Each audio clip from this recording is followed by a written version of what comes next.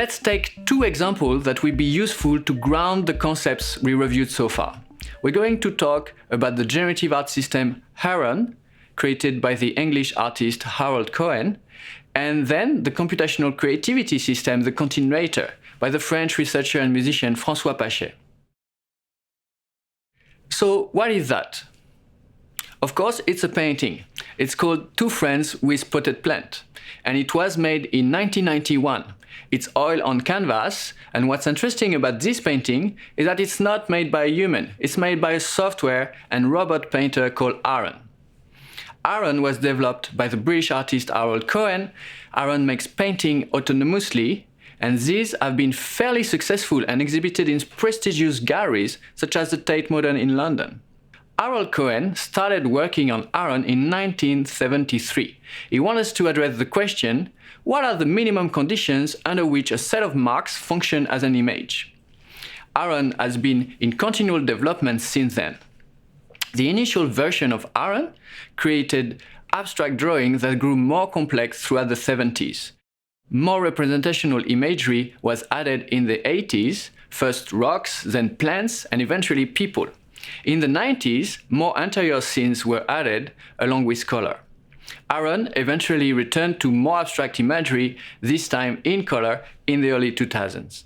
Here is an example of a painting made by Aaron in the 80s, and then a painting made by Aaron more recently in the 2000s. Aaron initially drew in black and white using a succession of custom-built turtle and flatbed plotter devices. Cohen would sometimes color these images by hand with fabric dye or scale them up to make larger paintings and murals. In the 90s, Cohen built a series of digital painting machines to output Aaron's images in ink and fabric dye. In the 2000s, Aaron rendered this work using a large-scale inkjet printer. Cohen does not claim that Aaron is creative, but he does ask, if what Aaron is making is not art, what is it exactly? And in what ways, other than its origin, does it differ from the real thing? If it is not thinking, what exactly is it doing? One can argue that Aaron is simply following procedural instructions and that the real artist behind each piece of Aaron is its creator, Harold Cohen. Here we have the example of a 1992 oil on canvas of a personage, Theo.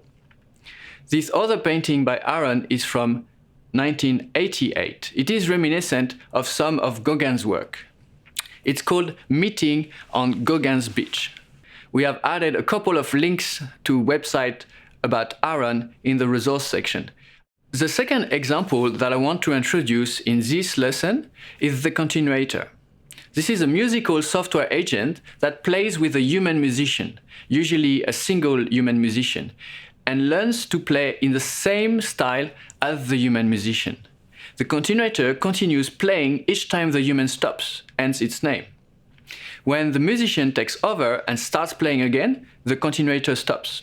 The musician has to play a MIDI instrument which sends the notes it plays to the Continuator in real time. This is the Continuator's input by which it perceives what the musician is playing. The Continuator starts with some information about music in general, but no prior information about the particular musician it plays with. It uses a model based on Markov chains, which we will study later on in this class. Let's look at it in action.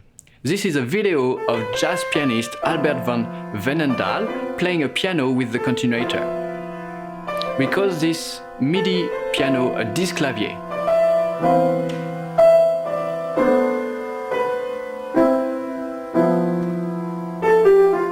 In this video, we can clearly hear the Continuator provide stylistically consistent continuations to what human musician Albert van Veenendaal is improvising. We can hear that it quotes some of the material, but it's not just playing back what the musician is playing, it's also generating some new material. Later on, two music critics, Henk-Jan Honing and Koen Schutten, listened to the recordings on BBC. They were asked to decide who was playing at any given time, whether it was Van Veenendaal or the Continuator. They couldn't tell, which is a sort of evaluation of the Continuator in itself. We'll come back to evaluation of generative systems later on in this course.